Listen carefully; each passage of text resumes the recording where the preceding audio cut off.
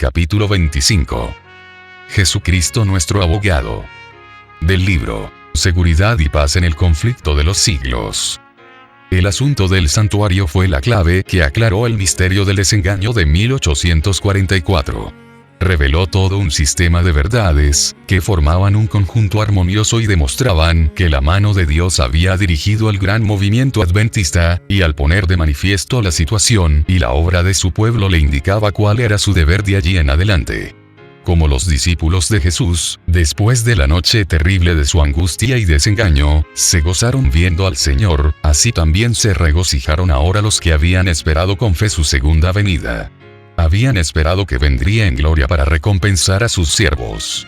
Como sus esperanzas fuesen chasqueadas, perdieron de vista a Jesús, y como María al lado del sepulcro, exclamaron: «Se han llevado a mi Señor, y no sé dónde le han puesto». Entonces, en el lugar santísimo, contemplaron otra vez a su compasivo sumo sacerdote, que debía aparecer pronto como su rey y libertador. La luz del santuario iluminaba lo pasado, lo presente y lo porvenir. Supieron que Dios les había guiado por su providencia infalible. Aunque, como los primeros discípulos, ellos mismos no habían comprendido el mensaje que daban, este había sido correcto en todo sentido. Al proclamarlo habían cumplido los designios de Dios, y su labor no había sido vana en el Señor. Reengendrados en esperanza viva, se regocijaron con gozo inefable y glorificado. Tanto la profecía de Daniel 8:14, hasta 2300 tardes y mañanas. Entonces será purificado el santuario, como el mensaje del primer ángel. Temed a Dios y dadle gloria, porque ha llegado la hora de su juicio. Señalaban al ministerio de Cristo en el lugar santísimo, al juicio investigador, y no a la venida de Cristo para la redención de su pueblo y la destrucción de los impíos. El error no estaba en el cómputo de los periodos proféticos, sino en el acontecimiento que debía verificarse al fin de los 2300 días. Debido a este error los creyentes habían sufrido un desengaño. Sin embargo, se había realizado todo lo predicho por la profecía, y todo lo que alguna garantía bíblica permitía esperar. En el momento mismo en que estaban lamentando la defraudación de sus esperanzas, se había realizado el acontecimiento que estaba predicho por el mensaje, y que debía cumplirse antes de que el Señor pudiese aparecer para recompensar a sus siervos. Cristo había venido, no a la tierra, como ellos lo esperaban, sino, como estaba simbolizado en el símbolo, al lugar santísimo del templo de Dios en el cielo.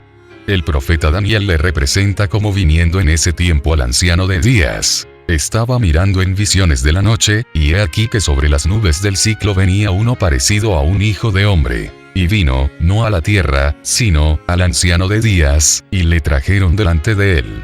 Daniel 7:13 pm. Esta venida está predicha también por el profeta Malaquías. Repentinamente vendrá a su templo el Señor a quien buscáis. Es decir, el ángel del pacto, en quien os deleitéis. He aquí que vendrá, dice Jehová de los ejércitos. Malaquías 3:1 pm. La venida del Señor a su templo fue repentina, de modo inesperado, para su pueblo. Este no le esperaba allí. Esperaba que vendría a la tierra, en llama de fuego, para dar el pago a los que no conocieron a Dios, ni obedecen al Evangelio. 2 Tesalonicenses 1:8. Pero el pueblo no estaba aún preparado para ir al encuentro de su Señor. Todavía le quedaba una obra de preparación que cumplir. Debía serle comunicada una luz que dirigiría su espíritu hacia el templo de Dios en el cielo, y mientras siguiera allí por fe a su sumo sacerdote en el desempeño de su ministerio se le revelarían nuevos deberes. Había de darse a la iglesia otro mensaje de aviso e instrucción. El profeta dice: «Pero ¿quién es capaz de soportar el día de su advenimiento? ¿Y quién podrá estar en pie cuando él apareciere? Porque será como el fuego del crisolador, y como el jabón de los bataneros. Pues que se sentará como acrisolador y purificador de la plata, y purificará a los hijos de Leví, y los afinará como el oro y la plata, para que presenten a Jehová ofrenda en justicia». Malaquías 3:2-3 pm. Los que vivan en la tierra cuando cese la intercesión de Cristo en el santuario celestial, deberán estar en pie en la presencia del Dios Santo sin mediador. Sus vestiduras deberán estar sin mácula. Sus caracteres, purificados de todo pecado por la sangre de la aspersión. por la gracia de Dios y sus propios y diligentes esfuerzos, deberán ser vencedores en la lucha con el mal. Mientras se prosigue el juicio investigador en el cielo, mientras que los pecados de los creyentes arrepentidos son quitados del santuario, debe llevarse a cabo una obra especial de purificación, de liberación del pecado, entre el pueblo de Dios en la tierra. Esta obra está presentada con mayor claridad en los mensajes del capítulo 14 del Apocalipsis. Cuando esta obra haya quedado consumada, los discípulos de Cristo estarán listos para su venida. Entonces la ofrenda de Judá y de Jerusalén será grata a Jehová, como en los días de la antigüedad, y como en los años de remotos tiempos. Malaquías 3. 4, vm. Entonces la iglesia que nuestro Señor recibirá para sí será una iglesia gloriosa, no teniendo mancha, ni arruga, ni otra cosa semejante. Efesios 5. 27, vm. Entonces ella aparecerá como el alba, hermosa como la luna, esclarecida como el sol, imponente como ejército con banderas tremolantes. Cantares 6. 10, vm. Además de la venida del Señor a su templo, Malaquías predice también su segundo advenimiento, su venida para la ejecución del juicio, en estas palabras: y yo me acercaré a vosotros para juicio, y seré veloz testigo contra los hechiceros, y contra los adúlteros, y contra los que juran en falso, y contra los que defraudan al jornalero de su salario, y oprimen a la viuda y al huérfano, y apartan al extranjero de su derecho. Y no me temen a mí, dice Jehová de los ejércitos.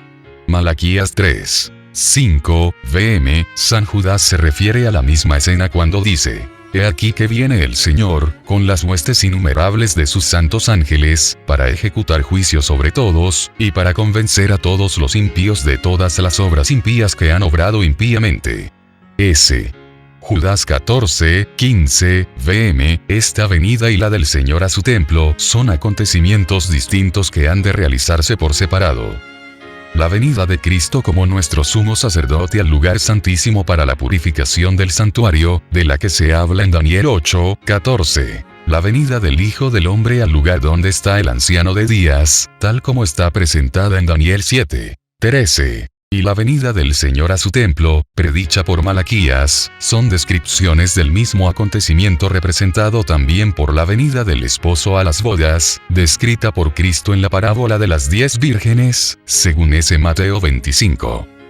En el verano y otoño de 1844 fue hecha esta proclamación: He aquí que viene el esposo. Se conocieron entonces las dos clases de personas representadas por las vírgenes prudentes y fatuas. La una que esperaba con regocijo la aparición del Señor y se había estado preparando diligentemente para ir a su encuentro. La otra que, presa del temor y obrando por impulso, se había dado por satisfecha con una teoría de la verdad, pero estaba destituida de la gracia de Dios. En la parábola, cuando vino el esposo, las que estaban preparadas entraron con él a las bodas. La venida del esposo, presentada aquí, se verifica antes de la boda. La boda representa el acto de ser investido Cristo de la dignidad de rey. La ciudad santa, la Nueva Jerusalén, que es la capital del reino y lo representa, se llama la novia, la esposa del Cordero. El ángel dijo a San Juan: Ven acá, te mostraré la novia, la esposa del Cordero. Me llevó en el espíritu, agrega el profeta, y me mostró la santa ciudad de Jerusalén, descendiendo del cielo, desde Dios. Apocalipsis 21. 9, 10, vm. Salta pues a la vista que la esposa representa la ciudad santa, y las vírgenes que van al encuentro del 480 esposo representan a la iglesia. En el Apocalipsis, el pueblo de Dios lo constituyen los invitados a la cena de las bodas. Apocalipsis 19, 9. Si son los invitados, no pueden representar también a la esposa. Cristo, según el profeta Daniel, recibirá del anciano de días en el cielo el dominio, y la gloria, y el reino, recibirá la nueva Jerusalén, la capital de su reino, preparada como una novia engalanada para su esposo.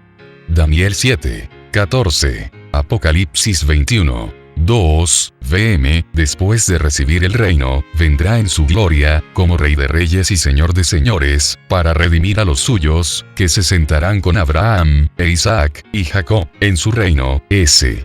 Mateo 8, 11. S. Lucas 22, 30, para participar de la cena de las bodas del Cordero. La proclamación: «He aquí que viene el esposo». En el verano de 1844, indujo a miles de personas a esperar el advenimiento inmediato del Señor. En el tiempo señalado, vino el esposo, no a la tierra, como el pueblo lo esperaba, sino hasta donde estaba el anciano de días en el cielo, a las bodas. Es decir, a recibir su reino. Las que estaban preparadas entraron con él a las bodas. Y fue cerrada la puerta. No iban a asistir en persona a las bodas, ya que éstas se verifican en el cielo, mientras que ellas están en la tierra. Los discípulos de Cristo han de esperar a su Señor, cuando haya de volver de las bodas. S. Lucas 12. 36, vm, pero deben comprender su obra, y seguirle por fe mientras entra en la presencia de Dios. En este sentido es en el que se dice que ellos van con él a las bodas. Según la parábola, fueron las que tenían aceite en sus vasos con sus lámparas quienes entraron a las bodas. Los que, junto con el conocimiento de la verdad de las Escrituras, tenían el Espíritu y la gracia de Dios, y que en la noche de su amarga prueba habían esperado con paciencia, escudriñando la Biblia en busca de más luz, fueron los que reconocieron la verdad referente al santuario en el cielo y al cambio de ministerio del Salvador, y por fe le siguieron en su obra en el santuario celestial. Y todos los que por el testimonio de las Escrituras aceptan las mismas verdades, siguiendo por fe a Cristo mientras se presenta ante Dios para efectuar la última obra de mediación y para recibir su reino a la conclusión de esta, todos esos están representados como si entrarán en las bodas. En la parábola del capítulo 22 de San Mateo, se emplea la misma figura de las bodas y se ve a las claras que el juicio investigador se realiza antes de las bodas. Antes de verificarse estas entra el rey para ver a los huéspedes, y cerciorarse de que todos llevan las vestiduras de boda, el manto inmaculado del carácter, lavado y emblanquecido en la sangre del Cordero. S. Mateo 22, 11. Apocalipsis 7, 14. Al que se le encuentra sin traje conveniente, se le expulsa, pero todos los que al ser examinados resultan tener las vestiduras de bodas, son aceptados por Dios y juzgados dignos de participar en su reino y de sentarse en su trono. Esta tarea de examinar los caracteres y de determinar los que están preparados para el reino de Dios es la del juicio investigador, la obra final que se lleva a cabo en el santuario celestial. Cuando haya terminado este examen, cuando se haya fallado respecto de los que en todos los siglos han profesado ser discípulos de Cristo, entonces y no antes habrá terminado el tiempo de gracia, y será cerrada la puerta de misericordia. Así que las palabras, las que estaban preparadas entraron con él a las bodas, y fue cerrada la puerta, nos conducen a través del ministerio final del Salvador, hasta el momento en que quedará terminada la gran obra de la salvación del hombre. En el servicio del santuario terrenal que, como ya lo vimos, es una figura del servicio que se efectúa en el santuario celestial, cuando el sumo sacerdote entraba el día de la expiación en el lugar santísimo, terminaba el servicio del primer departamento. Dios mandó: no ha de haber hombre alguno en el tabernáculo de reunión, cuando él entraré para hacer expiación dentro del santuario, hasta que salga. Levítico 16. 17, vm, así que cuando Cristo entró en el lugar santísimo para consumar la obra final de la expiación, cesó su ministerio en el primer departamento. Pero cuando terminó el servicio que se realizaba en el primer departamento, se inició el ministerio en el segundo departamento. Cuando en el servicio típico el sumo sacerdote salía del lugar santo el día de la expiación, se presentaba ante Dios, para ofrecer la sangre de la víctima ofrecida por el pecado de todos los israelitas que se arrepentían verdaderamente. Así también Cristo solo había terminado una parte de su obra como intercesor nuestro para empezar otra, y sigue aún ofreciendo su sangre ante el Padre en favor de los pecadores. Este asunto no lo entendieron los adventistas de 1844. Después que transcurriera la fecha en que se esperaba al Salvador, siguieron creyendo que su venida estaba cercana. Sostenían que habían llegado a una crisis importante y que había cesado la obra de Cristo como intercesor del hombre ante Dios. Les parecía que la Biblia enseñaba que el tiempo de gracia concedido al hombre terminaría poco antes de la venida misma del Señor en las nubes del cielo. Eso parecía desprenderse de los pasajes bíblicos que indican un tiempo en que los hombres buscarán, golpearán y llamarán a la puerta de la misericordia, sin que ésta se abra. y se preguntaban si la fecha en que habían estado esperando la venida de Cristo no señalaba más bien el comienzo de ese período que debía preceder inmediatamente a su venida.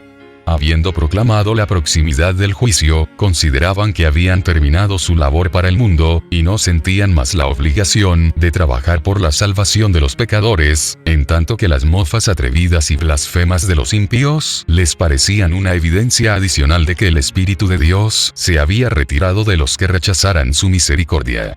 Todo esto les confirmaba en la creencia de que el tiempo de gracia había terminado, o, como decían ellos entonces, que la puerta de la misericordia estaba cerrada. Pero una luz más viva surgió del estudio de la cuestión del santuario.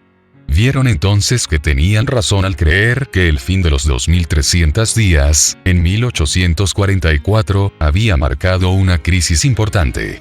Pero si bien era cierto que se había cerrado la puerta de esperanza y de gracia por la cual los hombres habían encontrado durante 1800 años acceso a Dios, otra puerta se les abría, y el perdón de los pecados era ofrecido a los hombres por la intercesión de Cristo en el lugar santísimo. Una parte de su obra había terminado tan solo para dar lugar a otra. Había aún una puerta abierta para entrar en el santuario celestial donde Cristo oficiaba en favor del pecador. Entonces comprendieron la aplicación de las palabras que Cristo dirigió en el Apocalipsis a la iglesia correspondiente al tiempo en que ellos mismos vivían. Estas cosas dice el que es santo, el que es veraz, el que tiene la llave de David, el que abre, y ninguno cierra, y ninguno abre. Yo conozco tus obras. He aquí he puesto delante de ti una puerta abierta, la cual nadie podrá cerrar. Apocalipsis 3, 7, 8, pm.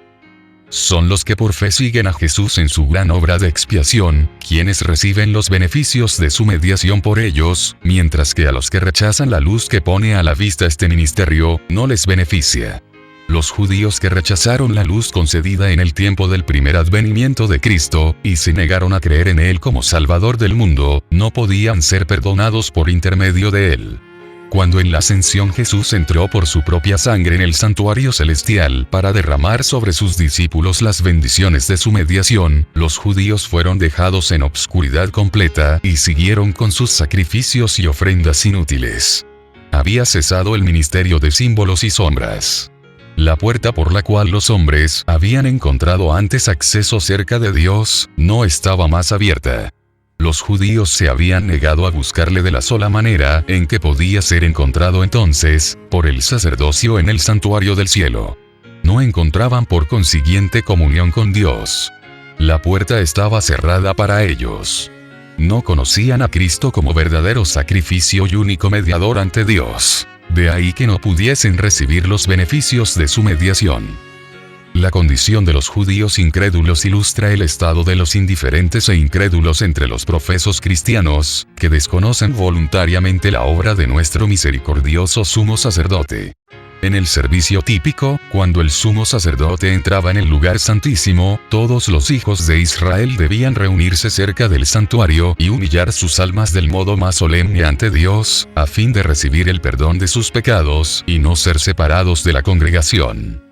Cuanto más esencial es que en nuestra época antitípica de la expiación, comprendamos la obra de nuestro sumo sacerdote, y sepamos qué deberes nos incumben. Los hombres no pueden rechazar impunemente los avisos que Dios les envía en su misericordia. Un mensaje fue enviado del cielo al mundo en tiempo de Noé, y la salvación de los hombres dependía de la manera en que aceptaran ese mensaje. Por el hecho de que ella había rechazado la amonestación, el Espíritu de Dios se retiró de la raza pecadora que pereció en las aguas del diluvio. En tiempo de Abraham la misericordia dejó de alegar con los culpables vecinos de Sodoma, y todos, excepto Lot con su mujer y 2 hijas, fueron consumidos por el fuego que descendió del cielo. Otro tanto sucedió en días de Cristo. El Hijo de Dios declaró a los judíos incrédulos de aquella generación: He aquí vuestra casa os es dejada desierta. S. Mateo 23, 38. Considerando los últimos días, el mismo poder infinito declara respecto de los que no recibieron el amor de la verdad para ser salvos. Por lo tanto, les envía Dios operación de error, para que crean a la mentira, para que sean condenados todos los que no creyeron a la verdad, antes consintieron a la iniquidad. 2 Tesalonicenses 2, 10:12. A medida que se rechazan las enseñanzas de su palabra, Dios retira su espíritu y deja a los hombres en brazos del engaño que tanto les gusta. Pero Cristo intercede aún por el hombre, y se otorgará luz a los que la buscan. Aunque esto no lo comprendieron al principio los adventistas, les resultó claro después, a medida que los pasajes bíblicos que definen la verdadera posición de ellos empezaron a hacerse inteligibles. Cuando pasó la fecha fijada para 1844, hubo un tiempo de gran prueba para los que conservaban aún la fe adventista. Su único alivio en lo concerniente a determinar su verdadera situación, fue la luz que dirigió su espíritu hacia el santuario celestial.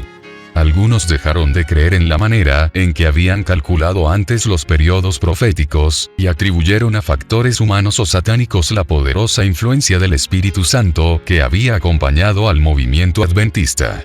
Otros creyeron firmemente que el Señor los había conducido en su vida pasada. Y mientras esperaban, velaban y oraban para conocer la voluntad de Dios, llegaron a comprender que su gran sumo sacerdote había empezado a desempeñar otro ministerio y, siguiéndole con fe, fueron inducidos a ver además la obra final de la Iglesia. Obtuvieron un conocimiento más claro de los mensajes de los primeros ángeles, y quedaron preparados para recibir y dar al mundo la solemne amonestación del tercer ángel de Apocalipsis 14.